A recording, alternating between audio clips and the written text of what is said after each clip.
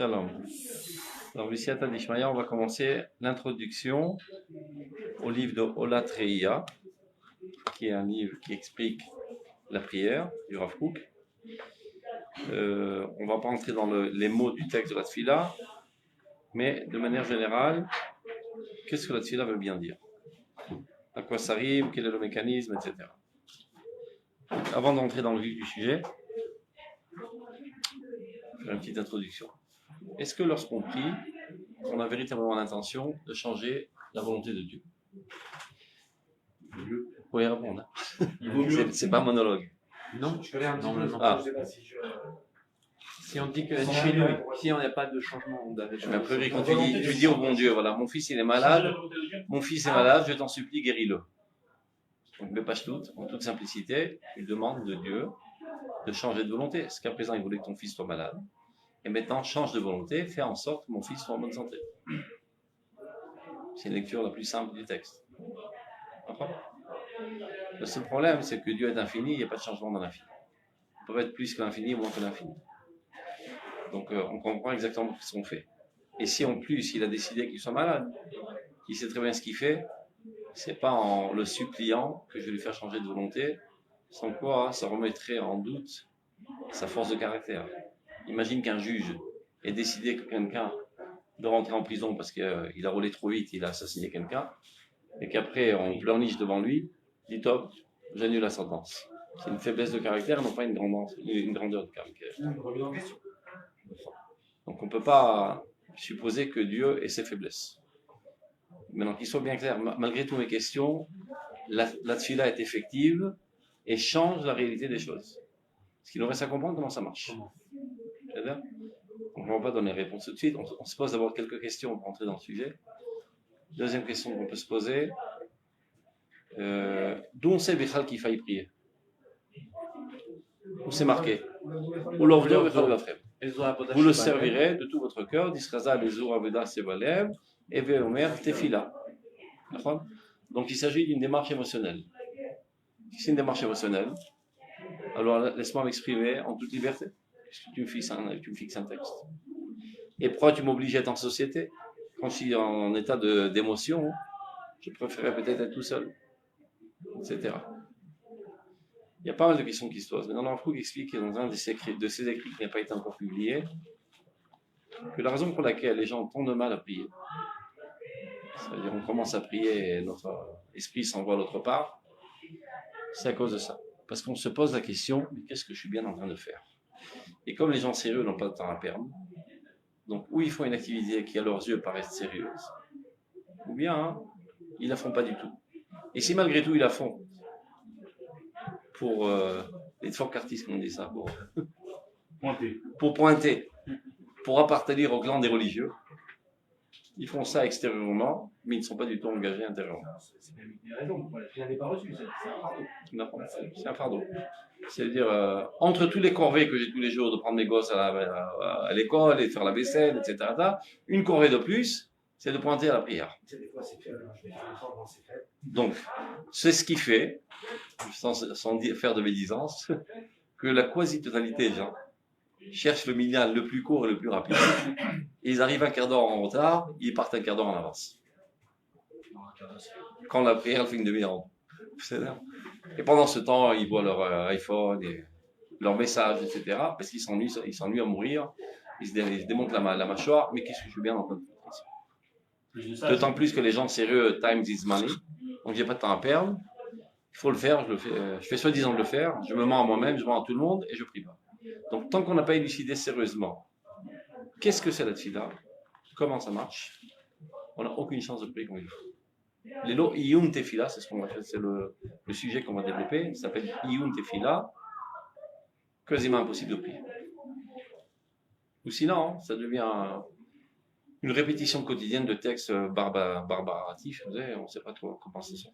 De l'autre côté, si on sait ce que c'est de prier, ça crée un plus gros problème. Pourquoi? Après, on se dit comment je peux approcher pour prier. Comment je peux approcher pour prier? La main. J'ai vu, moi, dans Shulchan Aruch qu'il faut s'imaginer devant un roi à lui demander quelque chose. D'accord. On explique. déjà cette pensée-là, elle est difficile à supporter. Parce qu'il n'y a plus de droit aujourd'hui, donc cherche une autre métaphore. Non, mais au roi, on peut s'imaginer plus ou moins c'est quoi. Non, mais même quand tu te tiens devant Bibi Netanyahu, aujourd'hui, tu n'es pas la frousse. Alors. Comment ça va au contraire, si vous devez demander quelque chose à Bibi Netanyahu aujourd'hui, je pense qu'il y a un minimum de préparation, savoir quoi dire, etc. Alors, mais là, au moins comme ça. Mais Kitsour, il y a énormément de couchiottes.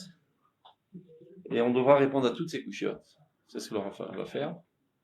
Et de manière générale, lorsqu'on réussit à répondre à toutes ces questions, on commence à prier très sérieusement. Et comprendre que la prière est le moment le plus important de la journée et que tout tourne autour de cet axe essentiel qui est la tefila.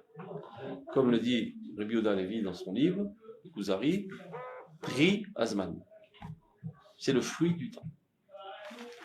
C'est le moment le plus important de toute la journée. C'est-à-dire, on rentre dans le sujet. Atfila amatmedet shel haneshama. Ce qui veut dire la prière constante de l'âme. Atfila amatmedet shel haneshama mitametzat itamid latzet min ha'ilem el ha'gilui. C'est quoi le fait que la tefila est la propriété essentielle de la neshama, on va dire qui est tout le temps en mouvement. On va déjà traduire. On va traduire mot à mot d'abord. Après, on répondra aux questions. Atfila amatmedet shel haneshama, ce qui veut dire la prière constante de l'âme.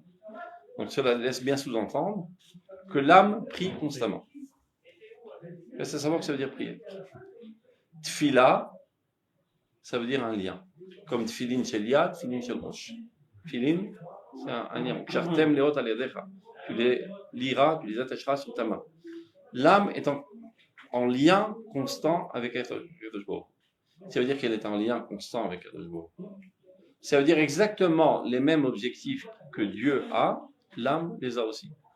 Ce que Dieu attend de son monde, l'âme attend exactement la même chose de ce monde. Et pour cause, car l'âme n'est que le dévoilement de Dieu dans ta personnalité. C'est la continuation de Dieu en toi. Donc si Dieu, ce qui le dérange dans ce monde, par exemple, aujourd'hui, c'est que les Juifs habitent en France et non pas en Israël, et bien l'âme aussi, on pleure constamment du fait qu'il y a encore un demi-juif en France. C'est clair? Si Dieu pleure tous les soirs du fait que Jérusalem n'est pas encore totalement reconstruite, que sur le cœur de Jérusalem se baladent là-bas des chacals et toutes sortes de créatures bizarres qui ne sont pas à leur place, et bien l'âme aussi en pleure constamment. Ça veut dire, tout ce qui est marqué dans le Shemona Esrei, Anshe Knesset Agdola, parmi lesquels il y avait 3 prophètes, nous ont dévoilé quelles sont les volontés de Dieu constantes dans cette ère historique, depuis la destruction du 2e temple jusqu'à la reconstruction du 3e temple. Qu'est-ce que Dieu attend de son monde? Donc évidemment, lorsque on était à l'époque du Beth Amikdash, on disait pas Baruch Hashem Boneh Benyamin Yerushalayim, puisque Yerushalayim était déjà reconstruite. Il y avait d'autres idéaux à concrétiser. Dans cette ère-là, ce sont les idéaux à concrétiser. Ce sont les aspirations divines constantes. Donc l'âme, qui est du même genre que le divin, on va dire, elle est totalement liée à Dieu dans les mêmes objectifs, dans les mêmes finalités du monde. Donc elle est constamment en train d'aspirer à ces idéaux. Non, nous, quand je dis moi, à qui je fais allusion? Moi. C'est pas mon âme, parce que mon âme, j'en ai pas conscience. C'est mon conscient. Mon conscient. Et bien très souvent, malheureusement, mon conscient est très très très très loin de mon essence et mon âme. Ça veut dire, moi, quand je me lève le matin, je pense pas obligatoirement quand est-ce que Jérusalem sera reconstruite. Alors que l'âme, elle pense à ça tout le temps. Je ne pense pas constamment à la catastrophe qui est des Juifs encore en dehors d'Israël, dans mon conscient. Alors que mon âme, oui. C'est clair? Donc il y a un problème constant au niveau de notre personnalité. On va comparer l'âme et le corps, quand je dis le corps, c'est-à-dire notre conscience, à un couple. Non, un des membres du couple a des aspirations très très hautes et très idéales. Et un autre, très bas et très matérialiste et des fois très sale. Et ils sont obligés de vivre ensemble. C'est le mariage. Si ça ne va plus, on divorce. mais tant bien que mal, on essaie de garder cette union. L'âme qui se trouve dans le corps est constamment en frustration de supporter ce bonhomme avec qui elle vit. Maman, supporter, c'est le mot adéquat, qui est vraiment un idiot sans pareil, qui s'enthousiasme de croissant, qui s'enthousiasme de steak et de chips, alors qu'elle a vraiment rien à faire de tous ces idioties. Elle, la chose qui l'a fait larmoyer, qui l'a fait palpiter, qui le met en enthousiasme, chaque fois qu'il y a un juif qui revient en Israël, chaque fois qu'il y a un juif qui fait une mitzvah, chaque fois qu'il y a un bout de terre d'Eretz qui est cultivé, chaque fois qu'il y a la souveraineté du peuple d'Israël sur cette terre davantage, etc. Tout ce qui fait avancer l'idéal divin dans ce monde, c'est ça ce qui l'a fait palpiter. Les autres choses, elle n'en a que faire. Ça lui produit aucune satisfaction. Donc, on peut imaginer l'âme qui se trouve dans l'intériorité de notre personnalité, qui fait de tout, qui pousse de toutes ses forces pour apparaître dans notre conscience. De faire en sorte que le mari avec qui elle est mariée s'élève à la hauteur de ses aspirations, et alors ça sera un romantisme idéal. C'est-à-dire, regardez dans le texte. Atefila amatmedet shel haneshama, c'est-à-dire la prière, l'aspiration constante de l'âme. S'efforce constamment de sortir dans son état, on va dire, caché, enfoui, à son état dévoilé. Et où elle se dévoile? Dans la conscience de l'homme dans lequel elle vit. Et de se propager dans toutes les forces de sa vie, pas seulement au niveau de sa connaissance, au niveau de son sentiment, de sa volonté, de toute son entité vivante. Et pas seulement sur lui, c'est-à-dire toutes les forces du corps, elle voudrait bien aussi apparaître dans tout son environnement, dans tout son entourage. C'est-à-dire que tous les êtres humains de cette terre veuillent la volonté divine et œuvrent dans ce sens. C'est ça sa seule raison d'être, c'est ça sa seule aspiration constante de l'âme. C'est-à-dire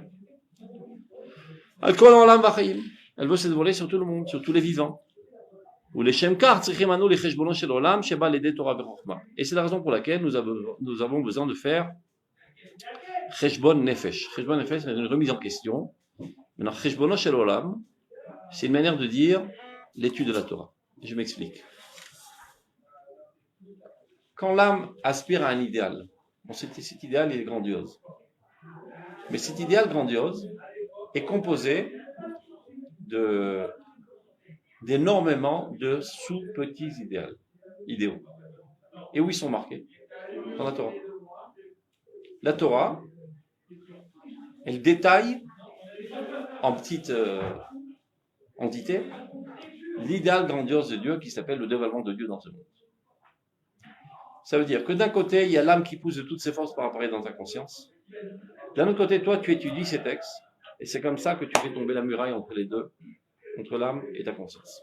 Et qu'il y a une connexion totale entre ce que ton âme veut et que ta conscience veut.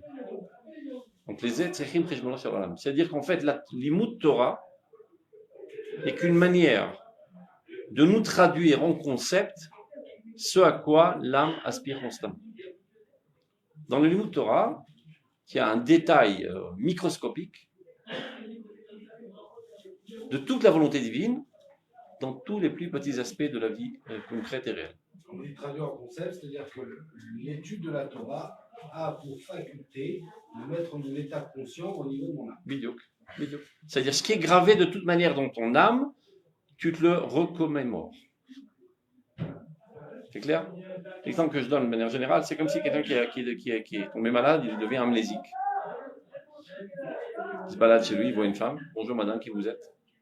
Patate, je suis ta femme. Ah, j'ai oublié. Ah, mais non, je me rappelle. Bon, après, il se rend compte qu'il a tout oublié. Il prend son calepin.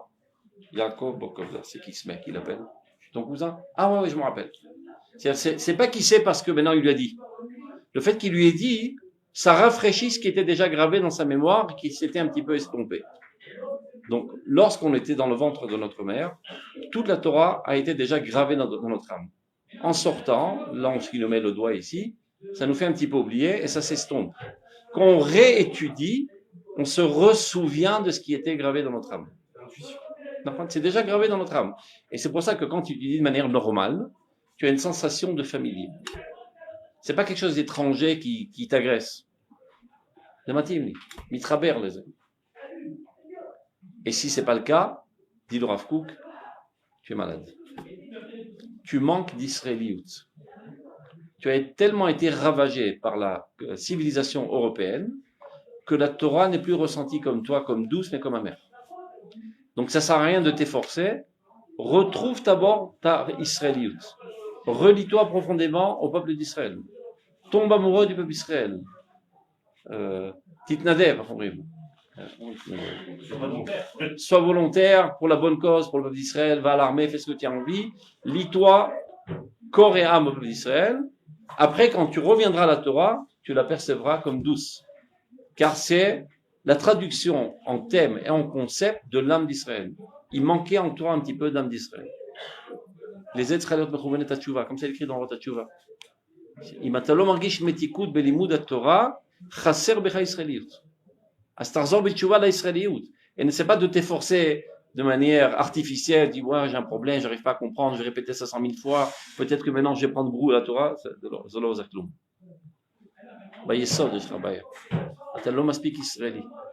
Ta cervelle a été ravagée par de la goyout. Tu es tombé amoureux de la civilisation européenne et tu as en dédain le peuple d'Israël, quelque part dans ta conscience. Donc c'est ça qu'il faut réparer, alors tu ressentiras la Torah de manière douce. Donc, tout ça pour dire, Cheshbono Shel Olam, c'est une manière d'attaquer de l'extérieur la muraille qui existe entre le corps et l'âme, entre la conscience et l'âme. Donc l'âme, elle pousse de toutes ses forces, toi tu étudies, et c'est comme ça que tu fais tomber la muraille, alors il y a un contact entre les deux. Et alors on en arrive à une situation dans laquelle, que lorsque tu pries, avec tes mots, devant ton sidour, tu dis ce que ton âme dit constamment, mais là tu le dis de manière intense, avec une volonté profonde, avec une conscience profonde que c'est mon rôle dans ce monde, c'est la seule raison pour laquelle je vis. Pas d'atamatri palel. Jusqu'à là, c'était les paroles d'un perroquet, de l'oeil et donc sans ok. Bon, pour comprendre votre raison, je peux comprendre que lorsque j'étudie quelque chose que j'ai oublié, je peux m'en souvenir. Je n'ai pas compris ce que vous voulez dire quand vous dites que la tefila, ça fait pousser l'âme. J'avais pas demandé l'image. L'âme qui est en toi, elle a des aspirations. Elle est venue dans ce monde, pas par hasard. Dieu l'a envoyée de force. Pour faire quoi? Pour concrétiser ses idéaux. D'accord? Elle est parachutée dans une ovule fécondée. C'est un petit peu à l'étroit là-bas, c'est pas ce qu'elle fait exactement. Ça sent pas très bon. Bon, elle attend patiemment. Et un jour, elle sort. Ce petit enfant dans lequel elle dit, lui aussi, il fait que des idioties, il fait dans ses couches, et il fait rien d'intelligent, quoi. Elle explose. Elle est frustrée, mais elle est patiente. Un jour viendra où ce bonhomme dans lequel je vis s'élèvera à la hauteur de l'idéal pour lequel j'ai été envoyé. C'est-à-dire, donc on dit que l'âme prie constamment, c'est-à-dire que l'âme aspire constamment à ce à quoi Dieu aspire. Dieu veut Binyan Yerushalayim, Dieu veut Kibbutz Galuyot, Dieu veut Atachonen Adam Dat, Dieu veut Ashiva Shoftenu Kebarishona. Est-ce que tu n'endors pas les nuits de savoir que en Israël, dans l'état d'Israël aujourd'hui, le jugement n'est pas selon le jugement divin? Et on voit toutes les saloperies que ça fait. Les canailleries même. Toutes sortes de canailles qui essaient de forger la conscience de l'État d'Israël selon leur optique politique, et ceux qui ne s'alignent pas avec eux, on les envoie en tonne.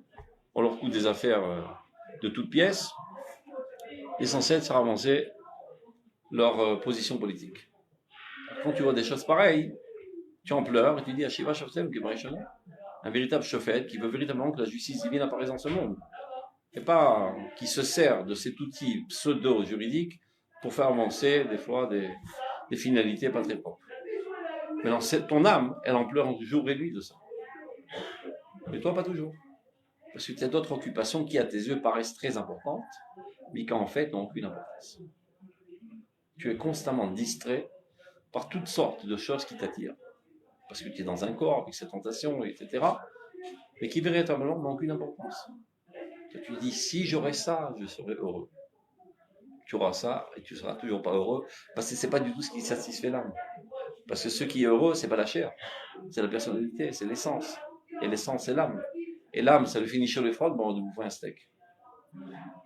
Bichlal, on מדבר עליה. Bichlal, kloum. Elle en a envie de vomir même. Bon, si c'est que ça fait plaisir à son mari qui est un petit peu nul sur les bords, ça va. Elle est prête à supporter. On ne peut pas dire qu'elle est en extase. Mais quand elle arrive à traîner ce bonhomme-là, avec qui elle vit, elle a mené à vouloir en toute conscience, pas parce qu'elle est forcée, à vouloir en toute conscience, en tout appétit, avec toute aspiration, ce que elle veut, alors là, elle est aux anges. Elle a réussi sa mission. C'est clair? Donc, au début, tu commences à prier et tu répètes mécaniquement toutes sortes de mots qu'en fait, ça te dit rien du tout. Tu t'en fous pas mal de Shiva Shoftenu, et Barech Aleinu, Vetachonen Ladamdat. Ce qui m'intéresse, c'est d'avoir une belle bagnole, une belle maison, une belle femme et de prestige. C'est ce qui m'intéresse dans la vie. Et ton âme, elle en pleure. Et ben, avec quelle nouille je suis en train de vivre. Maman, je crois que ça peut tirer de balle dans la tête. Avec quelle nouille je suis en train de vivre. C'est un mariage forcé. Je ne peux pas m'en libérer. Et si ça va être trop dur, finalement, je le planquerai dans une tombe et je retourne chez ma mère. Il est invivable, ce bonhomme. Mais elle ne désespère pas. Elle pousse de toutes ses forces pour t'amener, pour faire en sorte que ta conscience, ta volonté, ton aspiration, soit à la même hauteur que ce à quoi elle aspire. Donc ça, c'est la tfila matvedet shel hashama qui agit de toute manière. Maintenant, pour aider l'âme à arriver à cette finalité, toi, on te demande d'étudier la Torah. Lorsque tu étudies la Torah, tu amènes de manière artificielle dans un premier temps ta conscience à s'intéresser à quoi? Aux volontés divines, qui sont le détail de la volonté générale de l'âme, qui est la volonté générale de Dieu. Et c'est comme ça que tu fais tomber la muraille entre l'âme et ta conscience, et il y a une connexion totale, une harmonie totale entre les deux. C'est clair? Oui, donc là vous avez parlé de la tfila de l'âme, de l'étude de l'homme, mais pas de la tfila de l'homme. Maintenant, quand tu arrives à cela, après, quand tu te tiens dans le sidour, et tu penses à Dieu, et tu dis ces mots, tu palpites. Toi-même, dans ta conscience. Pas seulement ton âme, mais tu en as une inconscience de ce qui se passe dans ton âme. Tu as une conscience totale, Bezolgod Imantecha. Tu larmoies quand tu dis Baruch Hashem Boné Binenu Yerushalayim. Mais l'effort, il se trouve, l'effort, on dit que c'est Avodat Alev. L'effort, il va être l'effort, c'est de faire en sorte de t'enthousiasmer de ce que tu as compris intellectuellement. Mais l'imut Torah, Atarak Mevin, Atalom Mitragesh. Vient le temps de la tfila, tu es censé de faire pénétrer ça dans son cœur, dans ton cœur, de manière que ton enthousiasme va dans le même sens que ta compréhension intellectuelle. Et tout ça pourquoi finalement? Pour déclencher ta volonté. C'est-à-dire le processus, le processus c'est le suivant. Il y a d'abord avant tout l'âme. Après, tu fais monter ça au niveau de ta conscience dans les mots de Torah. Après, tu fais pénétrer ça dans ton cœur, dans la tfila à Maasit, pour que tu sois en extase, en émotion de ces idéaux. Une fois que tu veux fortement du point de vue émotionnel, sans aucun doute que cela déclenchera ta volonté et tu agiras dans ce sens. Et alors, Yerushalayim Tibaneh, parce que toi, tu vas retrousser tes branches, tu vas retrousser tes branches et te mettre au travail à construire Jérusalem. Agir politiquement, toutes sortes de choses, pour faire avancer de manière concrète la construction de Jérusalem. C'est clair? Donc, Torah, Tfila. Tfila ta neshama, Torah, Tfila ta paix. Vaz ratzon, vaz yadai. Asiya. C'est le processus. C'est clair? Top. Continuons dans le texte. On est à la ligne 7. לשם כך צריכים אנחנו לחשבונו של עולם, של לימוד תורה, שבא לידי תורה וחוכמה, ונמצא מתוך כך שעבודת התורה כולה וכל חוכמתה היא התגלותה המתמידה של תפילתה הכמוסה של הנשמה. Donc il en résulte de cela que le service de Dieu par l'intermédiaire de l'étude de la Torah et tout le fait d'acquérir la sagesse de Dieu est le dévoilement de la prière constante qui est enfouie dans l'âme. Quand tu étudies, tu dévoiles donc des concepts qui sont perçus, compris, intelligibles. Donc ça devient quelque chose de dévoilé, ce qui était de toute manière enfoui dans ton âme. Par contre, à ce niveau-là, quand vous expliquez dans ce là nous, d'un côté, on dit que C'est traduire dans le présent. Comment l'idéal éternel le faire apparaître de mes jours. D'un autre côté, ici, dans la Pisca, on voit bien que la nature propre de l'âme, c'est la tfila. C'est ce lien, en fait. Il n'y a aucun écart, en fait, entre la volonté divine et l'âme. Totalement identique. Totalement identique. D'avou. Et finalement, le Limud Torah devient un moyen au service de l'âme. Pour faire apparaître dans ta conscience. Exactement. Mais l'âme, en fait, c'est qu'on va arriver à un conscient, en fait, qui soit en tfila permanente, comme son âme. Alvaï. Ou Alvaï, pas la dame, kolayom kulo. Israza. C'est ce qu'il rapporte, regarde. Non, c'est pas dans le Piskaba. C'est pour ça que Khazal disent Ulvaï, Ipalel, Adam, Kolayom kulo.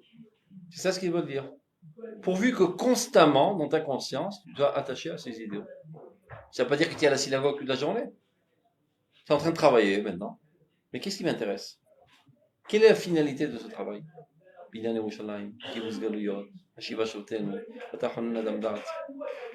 C'est ça mon essence.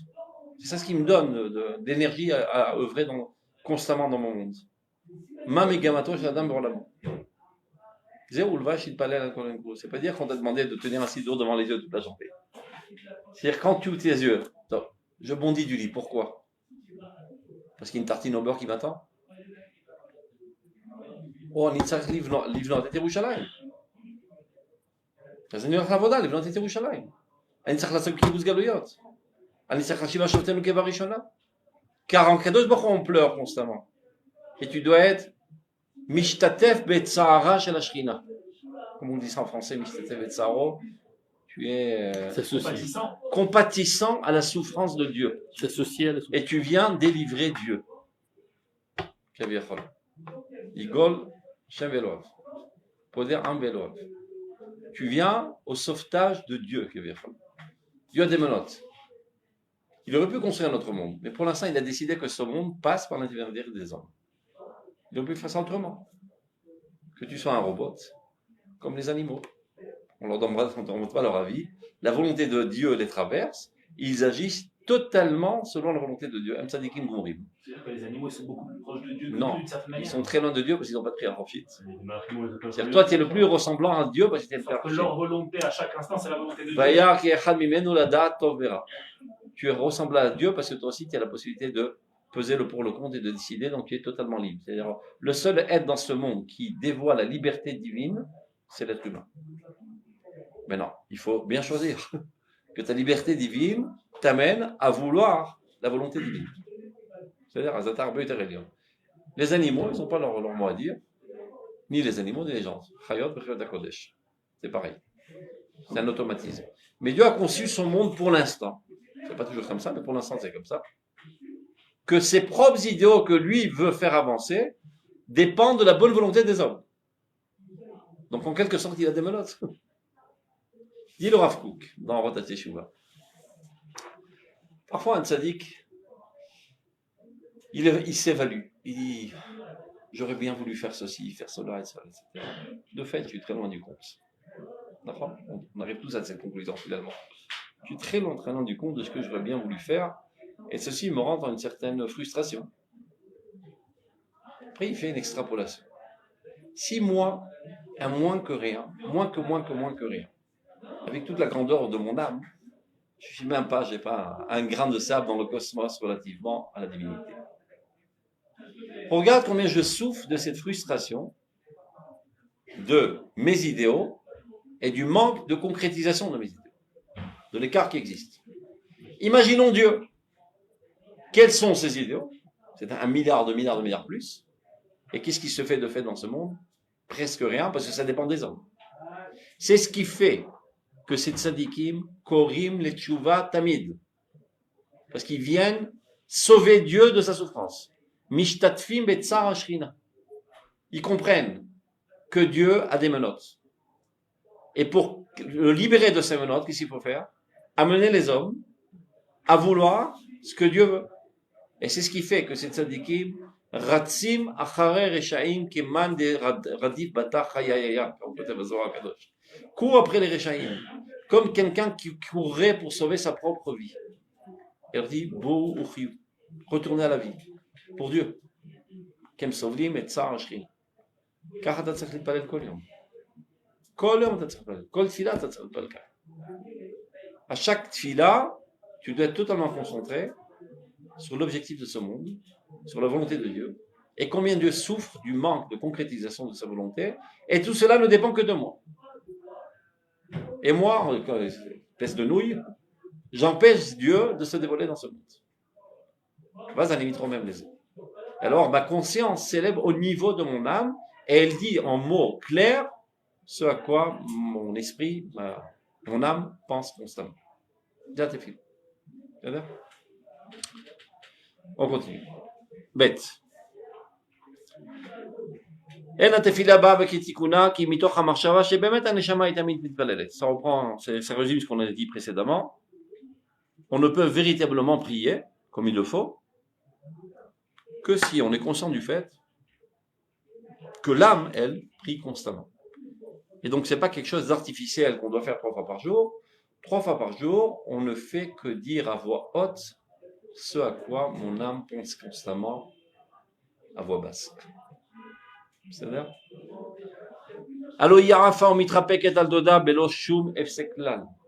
l'âme s'envole et vient se blottir dans les bras de Dieu sans aucune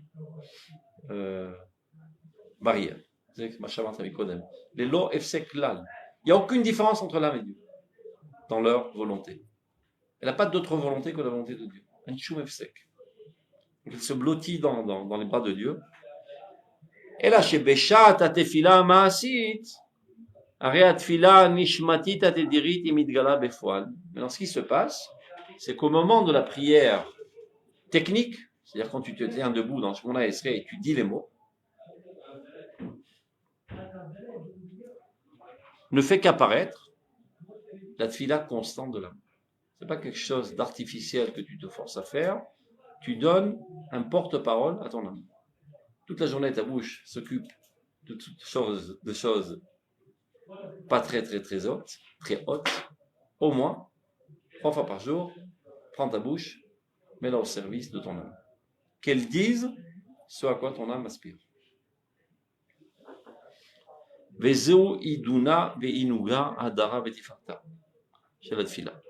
Ceci est le délice, la grandeur, la splendeur de la tefila. Donc il donne une métaphore poétique.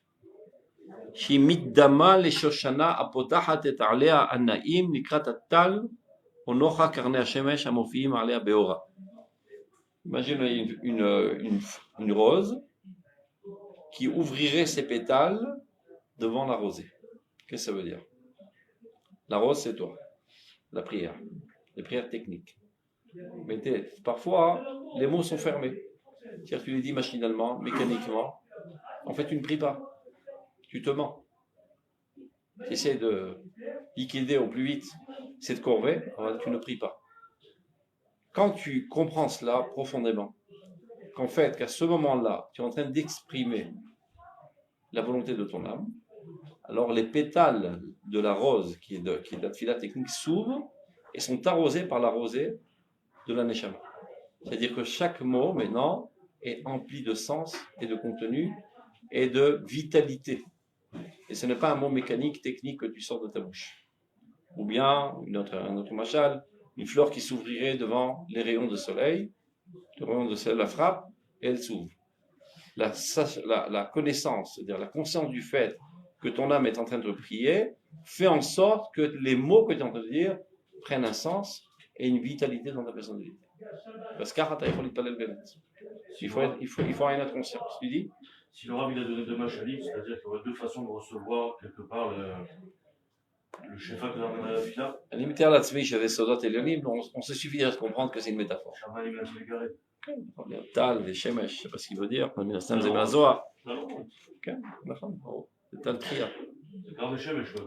La reine, elle va y disparaître, la dame Kolayam. C'est pour ça que Khamim ont dit, pourvu que l'homme prie tout le temps. Encore une fois, ils n'ont pas voulu dire que toute la journée tu dis le Shemona Esrei une fois après l'autre. C'est-à-dire que tu aspires dans ta conscience constamment à ces idéaux. Que ce soit le sens essentiel de ta vie, l'idéal essentiel de ta vie, ce qui te fasse véritablement palpiter dans ta vie. Les autres conseils, tu les fais. Les autres conseils, tu les fais aussi parce qu'il faut bien. Il y a de la maintenance pour subsister dans ce monde. Mais ils n'ont pas de véritable importance en tant que tel. Si ce n'est que dans ta conscience, tu t'en sers comme moyen pour aboutir à ces finalités. Mais si tu vois en elles une importance intrinsèque, tu marches à côté de tes propres. Et si on le voit, par exemple, quelqu'un qui dit, ok, non, moi j'ai bien compris les idéaux de Dieu, je veux les réaliser dans ce monde, donc je vais avoir des actions efficaces pour les réaliser. À quoi bon prier? Hein? À quoi bon prier? Parce que pour l'instant, on n'a pas expliqué, on a expliqué. Le processus, c'est le suivant. Quand encore la Neshama est peut-être, l'âme, elle prie constamment. Mais j'en suis pas conscient. Maintenant, il faut faire en sorte que j'en sois conscient. Comment je fais? J'étudie la Torah. La Torah, de manière intelligible, me fait rencontrer avec les idéaux de l'âme. C'est bien beau ce cas-là, mais ça se trouve seulement au niveau de la Hakara. Hakara qui veut dire la connaissance, et Hakara, c'est la racine de Nechar. Ça m'est encore étranger. C'est-à-dire, je le connais, ça se trouve ça et là dans ma mémoire, mais je ne le vis pas. Je dois faire pénétrer ça dans mon cœur. Lama, pour en être en émotion, pour en être en extase. Car il s'avère que la volonté ne se déclenche que lorsque tu es en extase. Shata mitragesh, ataratz. Tu vois un petit enfant qui va à l'école, il traîne la patte. Le jour où on va en tioul, à 5h du matin, il est devant la porte, on y va. Qui mitragesh, azaratzom, ratz, mérite soto, bazo merutze. Tout ça, c'est pour t'amener finalement à vouloir, et une fois que tu veux, tu retrousses tes manches, tu veux. Vas à t'abonner, Yerushalayim. D'une certaine manière, on a expliqué, le cheminement, c'est dire non, pour vraiment avoir une action qui ait de l'impact et qui connaît Yerushalayim, il faut que ma personnalité soit arrivée au niveau de mon âme, et donc ça, c'est le travail de la tfila. La tfila et de la Torah ensemble. Et de la Torah ensemble, parce que la Torah doit m'amener à... Pour déclencher ta volonté, et pour que tu œuvres. Donc j'ai aucun impact sur l'autre. Sur qui? Mon voisin. Zéro Tzipor, on avait 20 chefs. Bitzad, Sod, Ardut, Neshamot. Mais de la même manière que tu comprends qu'à partir du moment où ça se trouve là dans ta tête et là dans ton cœur, ça fait vibrer tes membres et tu commences à œuvrer. Ça, tu le comprends, je crois. Bien qu'on n'a pas une explication scientifique rationnelle pour comprendre comment ça marche. Comment il s'appelait? Professeur Lebovitch. Toute sa vie, il a fait un mercat de comprendre le rapport qui existe entre le nafshi et le gouffani. Ce qu'ils appellent aujourd'hui abaya apsychophysique. En les esber. Aucune explication scientifique comment ça marche. Mais on sait que ça marche. Maintenant, il s'avère que ta conscience, tes connaissances, n'ont pas seulement une influence sur ta propre personnalité, du fait tout simple qu'elle n'existe pas ta propre personnalité individuelle. Ta personnalité, elle est collective. L'âme, elle est claire l'israélite. Donc une fois que toi a germé en toi une volonté, automatiquement elle se propage dans toute la l'Israël. Ça veut dire que de fait, supposons que toi tu n'as pas un rôle politique. Tu es un paysan, tu cultives des patates. Mais tu pries de tout ton cœur à Kadosh Baruch Hu que Dieu reconstruit Jérusalem. Cette volonté, elle ne va pas s'évaporer. Elle va être envoyée dans un autre membre de Klal Israël, qui par hasard, ce membre, lui est responsable de la construction de Jérusalem. Disons qu'il est le ministre de la Sarah Abnia, Vachikoun. Et ce bon matin, au lieu de glander comme d'habitude, il ne sait pas pourquoi, il met une moustique qui le pique, il dit on va rajouter un quartier à Jérusalem. Il ne sait pas d'où ça lui est venu. C'est toi qui as fait ça. Dès qu'on crache à la tfile. Mitzad, Sod, Ardut, Neshamot. Donc de manière la plus simple, il s'agit d'abord avant tout sur toi. Ça veut dire que si demain, je t'appelle à 3h du mat, je te dis Eliaou, tu peux venir, on va libérer une maison qui est aux mains des Arabes, dans le quartier arabe, on va la rendre juif. Ouais, quel scandale, tu m'appelles à 3h du mat. Bon, je croyais que tu avais prié, c'est pour ça que je t'appelle. Il s'avère que tu es un clown. Parce que de quoi l'alecha, Zamifran, c'est le baromètre pour savoir si véritablement tu t'identifies à ce que tu dis, c'est lorsqu'on tu es appelé à l'étendard, est-ce que tu accours ou bien tu grognes. C'est rationnel. Enfin, Bofen Sgouli, je ne sais pas comment traduire Sgouli, je n'ai pas envie de dire mystique, dans l'intériorité de l'existence, ça influe sur toutes les âmes d'Israël et tous les êtres humains. Et même tous les êtres bichlal. C'est ça dans toute une échange. Top, on reprend. Ah, ça on a fini. Gimel maintenant. Atefila, Mevakeshet Ma'aneshama et Tafkida. On est à la ligne 15. Qu'est-ce que ça veut dire? C'est important que ça influe aussi dans l'autre sens, dans le mauvais sens. Si on a des mauvaises aspirations, ça influe sur le clan d'Israël aussi, non? Tout d'abord, donc la fin d'Alter ou verra. Ça pour me foutre. C'est mon problème, j'ai envie d'aller à Riri Avera. אתה מזהם את כל המוחות של כלל ישראל. ולכן אל תדבר לשון הרע. כי כוח הדיבור של כלל ישראל נפגם. Quand toi tu parles du לשון הרע, toutes les bouches de klal Israël sont bouchées. Alors tu ne le montres pas. Relativement à l'infection que tu as mis dans klal Israël. C'est Kol Israël Arivim c'est basé. Ça veut dire quand tu es choquel, Eve Mechashev, Schar Mitzvah Keneged Efseda, rajoute ça dans le compte, dans ta balance. Tu peux dire, je suis prêt à payer le prix. Je vais faire un grand kiff. Après, je rendrai des comptes à Dieu. C'est pas un compte personnel. Attends, ma vie, Sarah, tu vas à l'école de l'Israël.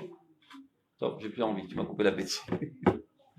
Quand tu prends en considération les répercussions sur Klal Israël, le Mishkal, à Chaout à Moussarit, elle prend une autre dimension. Donc il faut y penser. C'est quoi le chidouche? Le Rambam il le dit bien, quand il fait une avéra ou une marquia kola olam. C'est un chidouche. Non, peut-être pas. On dit un chidouche. On va se vérifier Erzoved. Ramar, c'est Erzoved. Parce qu'on est un organisme. C'est pas stable de manière shriroutite, comment on dit shriroutite en français, aléatoire, arbitraire. Okay. De manière arbitraire, Dieu a décidé qu'on soit tous dans le même sac. Non, c'est un organisme. Tu piques ici, la vitamine se propage partout. Tu mets du poison, le poison se propage partout. Il n'y a qu'une seule âme qui fait vivre tous les corps d'Israël. De la même manière qu'il y a une seule âme, ça tu le comprends jusqu'à présent, qui fait vivre toutes les particules de ton corps. Bien qu'en fait, ce n'est pas un seul bouche. Tu sais très bien que tout est rempli de vide. Et l'écart qui existe entre les micro particules est bien plus grand. Des années-lumière plus grand que la particule elle-même. On est fait de vide, le monde est fait de vide. Tout est vide. Il y a des particules C là. Donc on peut comprendre, une fois qu'on l'a compris dans notre propre personnalité, qu'il y a un organisme, bien que tout soit véritablement déconnecté, mais tu peux écarter encore de quelques mètres entre moi et lui, c'est pas ça qui change grand-chose. À l'échelle du cosmos, c'est équivalent. Autant d'avoir la même relativité. Gimel. Atefila mevakeshet ma'aneshama et tafkida. La tefila exige de l'âme son rôle. Ça veut dire l'âme, quand il dit exige de l'âme son rôle, ça veut dire que l'âme exige de ta conscience ce qu'elle devrait être. Ça veut dire, c'est à double tranchant la tefila. D'un côté, ça me rappelle tous les jours, et 3 fois par jour, la raison pour laquelle je suis venu dans ce monde. Donc je me recommémore les idéaux, les finalités pour lesquelles je suis venu dans ce monde. D'un autre côté, c'est un moyen de m'auto-vérifier où j'en suis. Je viens de terminer ma tefila, mais là, je ferme le sidour, personne ne me regarde, je suis avec moi-même. Entre nous, ça me parle ce que je viens de dire, ou j'en ai que faire. Si j'arrive à la conclusion sincère que j'en ai que faire, il s'avère que je suis une nouille. Je suis totalement déconnecté de Dieu. J'ai une très grande barbe, des grandes tzitzit, des grandes pérottes, et j'étudie la Gemara toute la journée. Mais entre nous, j'en ai que faire. Je m'en fous pas mal de Jérusalem. Je m'en fous pas là de Kibbutz Galouyot. Qu'est-ce que j'ai besoin de ces patos qui viennent en Israël bouffer notre pain? On est bien ici. Qui reste là-bas, qui crève, qu'est-ce qu'on a besoin d'eux? Les patos, ils ont du pain. Hein? Ils ont du pain. Ils ont du pain. Ouais, mais il faut monter le prix des maisons, donc ils restent là-bas. Et c'est encore des bouches à nourrir. Et que ça peut me faire qu'il y ait un quartier de plus ou de moins à Jérusalem? Moi, j'ai ma maison. J'habite à Talpiot. Qui a envie de plus à Bethel ou à Shiloh, au Manaf Kamina. Qu'est-ce que ça peut me changer? Si, de manière sincère, tu comprends que c'est ta situation, eh ben sache que tu es totalement déconnecté de Dieu. Parce que Dieu veut X, et toi tu t'en fous pas mal de X. Toi tu veux Y. Donc c'est un baromètre. Philomètre. Tous les jours tu te vérifies. Quand j'ai dit Ata Chonen Adam Da'at, Bémet, ça me dérange qu'il y ait des juifs en Eretz Israël qui connaissent rien de la Torah, qu'il y a 1 million d'enfants qui savent pas c'est quoi Shema Israël. J'endors pas les nuits. Alors on va dire Yosef a yaboché kol laïla. Il n'endort pas les nuits. Ech achol liot, neshama kdosha, zera kodesh, Avraham Israël Yaakov. Il sait même pas dire Shema Israël. Parce qu'on lui a bourré le crâne avec la goyout. Est-ce que j'endors pas les nuits de savoir que la société israélienne est gérée selon la loi turco-romaine? Chilou Hashem Atmid? Non, je m'en fous, moi, parce que moi, j'ai pas eu de jugement, donc ça peut me faire. J'ai fait aucun délire, personne m'a cassé les pieds, je m'en fous que ça peut me faire. Le Malaf Kamina. Moi, dans ma shruna, j'ai mon bedin, je m'en fous des autres. Azata menutak miribono shel olam. Bonne binen Yerushalayim. Ça te fait palpiter le cœur ou non? Non. Je dis ça pour les copains, parce que quand on fait un vort pour le Hatouna, on dit, comme ça met Hatam et Kalaz, mais c'est du bluff, ça, je n'y crois pas vraiment, véritablement. Et je suis pas prêt à m'investir. Ni financièrement, ni en donnant du temps pour faire avancer ces idéaux. Il y a plein de gens qui disent, tu veux faire un truc? Moi, je voudrais bien. Combien? Je sais pas, 10%, je suis prêt à donner pour ça. Donc c'est ça, Taïach Hasakadosh Baruch Hu. C'est même pas 10% de ta personnalité, tu es prêt à donner à Kadosh Baruch Hu. Tu veux un clou? Kachomer Akudo, il va aller, Slicha. Dibour, Atuki, Betzefsouf, Azorzir. Toutes tes prières, ce sont que des paroles d'un perroquet et le gazouillement des moineaux. En fait, tu t'en fous pas mal des idéaux divins. Mais quand tu vois un bon match de foot, alors là, tu palpites. T'as vu? Tu prends ta clope et le ballon est rentré dans le goal, ouah, tu sautes en l'air. On te dit, il y a 10 juifs en Israël, ouais, et alors? Abba Bator, Davdef. זה מה שאומר, התפילה מבקשת מהנשמה את תפקידה. Il aurait dû pas dire la Neshama, elle a laquelle il y a Ishir ou pas qui dévoile la Neshama. Là, c'est qui nous le... התפילה, הכוונה זה הקשר. אנחנו נתרגם שוב. הקשר עם הקדוש ברוך הוא דורש מהנשמה את תפקידה. שהוא מה תפקידה? ומה תפקידה? להתפשט על כל כוחות החיים. C'est ce qu'il a dit au début. C'est-à-dire, la Neshama pourrait se dire, bon, qu'est-ce que je fasse? Je vis avec une idiot, qui se débrouille, moi je suis bien. Mais c'est dans la tefila, là, c'est qui nous le... הקשר עם הקדוש ברוך הוא, לא, הפוך, הקשר המתמיד של הנשמה עם הקדוש ברוך הוא, le lien constant de la neshama הקדוש ברוך הוא, exige de la neshama d'apparaître dans la conscience de l'homme. Parce qu'elle aussi, elle pourrait ne pas remplir son rôle en se disant, qu'est-ce que je fasse? Je suis marié avec un nul, ben je traîne la patte en conscience de disant, et c'est tout. Il y a des fois des divorces émotionnels. Je ne suis pas divorcé, on a des gosses, on a une maison, je suis venu dans de nouvelles mashkanta, 2 voitures, ça coûte plus cher. Il y a plein de gens qui vivent comme ça, sachez-le. Ils ne divorcent pas pour des raisons financières. De nochout, de confort. Qui c'est qui va me faire me laver mon linge, me faire mon omelette tous les matins, etc. C'est bien. Elle est naze, on la supporte. S'il nous reste à vivre encore 30 ans. Je connais bien, je dis, pourquoi tu ne remarques pas? Je dis, c'est là, je la connais à moi, je connais tous ses défauts. Va tomber sur une autre encore pire. C'est comme si il y a une voiture complètement naze. Dire, tiens, j'ai une autre assurance voiture. Qu'est-ce que tu vas trouver à sa place? C'est un sorcier. Comme la Neshama, elle pourrait arriver à la même conclusion. Le mec avec qui je vis, c'est un naze. Supportons. Alors, il devrait chez lui-même. On continue. Quelqu'un, voilà déjà plusieurs années, qui n'a pas réussi à prier avec Kavana. C'est-à-dire que tous les jours, il s'est planté à 7h pile au minyan, et il est sorti à 7h32,33 secondes, sans quoi il se fait griller par le gabaï. Mais il n'a pas prié du tout. Bichlal, il a dit des mots, mais il s'en foutait pas mal. Celui qui ne se renforce pas dans le gars, c'est pour ça qu'on est là très réseau. Parce que ça arrive à tout le monde. Mais ça peut pas être un renforcement artificiel. Tu dois les vivre constamment, ces idéaux. C'est-à-dire que constamment tu aspires à cela. Et donc, tout le temps tu y arrives, tu dis, mais c'est quand compris? Quand est-ce qu'on peut finalement s'exprimer? On prend la tête toute la journée à toutes sortes de choses qui me distraient, j'ai pas le choix, je suis obligé de les faire. Mais quand je peux finalement exprimer ce à quoi vraiment j'aspire. Vas-y, t'as mis de parler de ton machin de sérieux. Vas-y, ben mettre Priyazman. C'est vraiment le fruit de la journée. C'est bien? Quelqu'un va classer de faire Takiba, c'est ça qui m'a fait. Il va en parler après. Donc, Shavu Yamim Veshanim Belot Fila Bekavana. Mitkapsim Balev Avne Negef Rabim. Ça moncelle dans le cœur énormément de pierres. C'est comme l'image là, c'est un ruisseau qui ruisselle. Encore une pierre, encore une pierre, encore une pierre, ça fait un barrage. Et l'eau arrête de ruisseler. Donc il n'y a plus de fila. Tu dis les mots, mais tout est bloqué. C'est l'histoire d'un rabbin qui débarque en France dans une synagogue. Il dit, waouh, combien de tfilotes il y a dans cette synagogue? Alors, ils étaient contents, ils croyaient qu'ils étaient flattés, les gens. C'est-à-dire aucune fila n'est montée. Tout est coincé ici. Donc, Zavne Negev. Il y a plein de pierres qui réalisent un barrage. Et ce ruisseau ne ruisselle plus.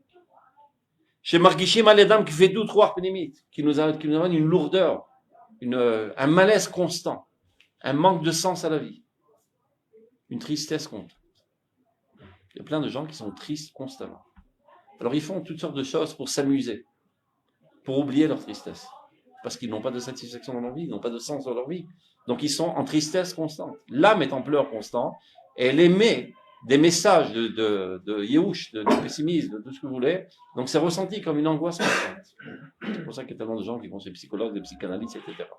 Par manque de sens à la vie, tout simplement. On peut avoir une guicha à la tefila qui peut être aussi sous cette forme-là. C'est-à-dire, j'arrive avec un yéhouch, je me dis, je vais encore prier, il ne va rien avoir. Qui a talodar zoved. Techef. Achav, kesheruach hatov choser, lorsque le bon esprit revient, et comment il revient? Pas miraculeusement. Parce que tu as étudié au latri. Hein. Tu commences à comprendre comment ça marche. Alors tu commences à t'appliquer. Tu commences à changer toute ton optique du monde. Va t'attendre les palais. Chez Roi Hatov Choser, ou Matana Tafila Nitenet Mimromim, le cadeau de la tefila t'est donné du ciel. Voilà un jour, tu débarques à la synagogue, j'ai réussi à prier. Maman, j'ai prié, j'ai rencontré Dieu. Maman, j'ai réussi à parler à Dieu véritablement. C'est comme si quelqu'un a 2 êtres, je sais pas, avec sa femme, il est déconnecté pendant plusieurs mois, il se parle plus, un jour, ils ont réussi à parler, et retombent amoureux l'un de l'autre.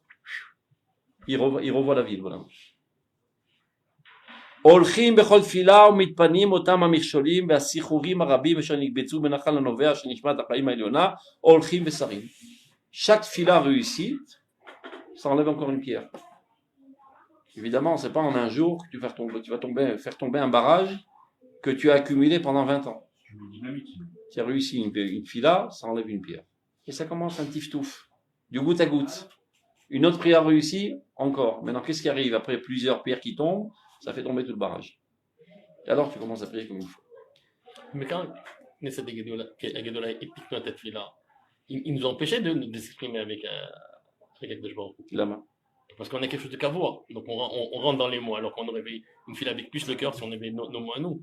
On va y arriver à cela, parce que si on t'a laissé parler librement, on va savoir ce que tu aurais demandé. Peut-être. Ce crétin là, mon concurrent là, il me prend la moitié de ma part, ça qui crève. Fais quelque chose, Dieu. Il faut savoir quoi prier. Maintenant, organise-toi pour vouloir ce que ton âme et Dieu veulent. Sinon, tu vas vouloir des gâteaux et des croissants et la mort de ton concurrent. C'est-à-dire, on continue. Chaque élévation d'âme, traduisons en hébreu simple, c'est quoi l'élévation d'âme? De faire en sorte que ton âme apparaît dans ta conscience. Donc, tu t'élèves au niveau de ton âme.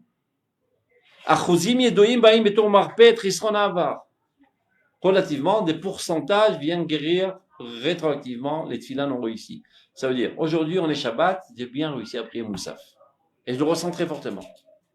Tous les Moussafim que j'ai priés pendant 20 ans qui étaient coincés commencent à se libérer. Un après l'autre. J'ai bien réussi Tfilat Shachri de Rosh Chodesh. Tous les Tfilat Shachri de Rosh Chodesh qui étaient coincés commencent à se libérer. Et tout d'un coup, il y a un torrent infernal d'eau qui commence à apparaître. זה מה שאומר פה. אם אותה עלייה נשמתית שהיא עולה בכל תפילה ביחס לאחר זמנה, אחוזים ידועים באים מתור מרפא את חסרון העבר. אומנם לא בבת אחת ימנע החיסרון. On n'aurait pas qu'en un coup de baguette magique, tout va changer. Comme toute chose dans ce monde, ça se fait progressivement. On le dit pour... Kima, la Géoula, Kima, la Zougiout et la Kima, le Rinouk et la Dim, Kima.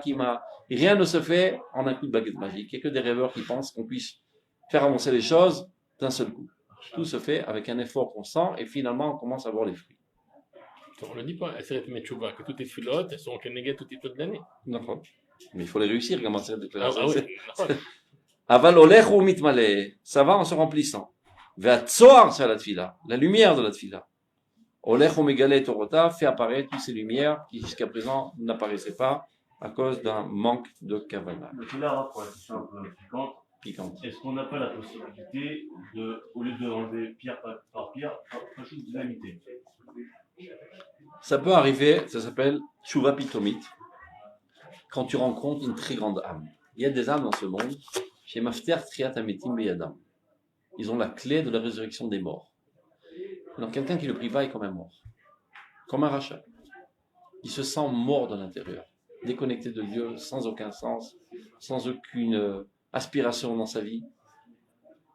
Il rencontre quelqu'un qui a en lui une énergie atomique de vie.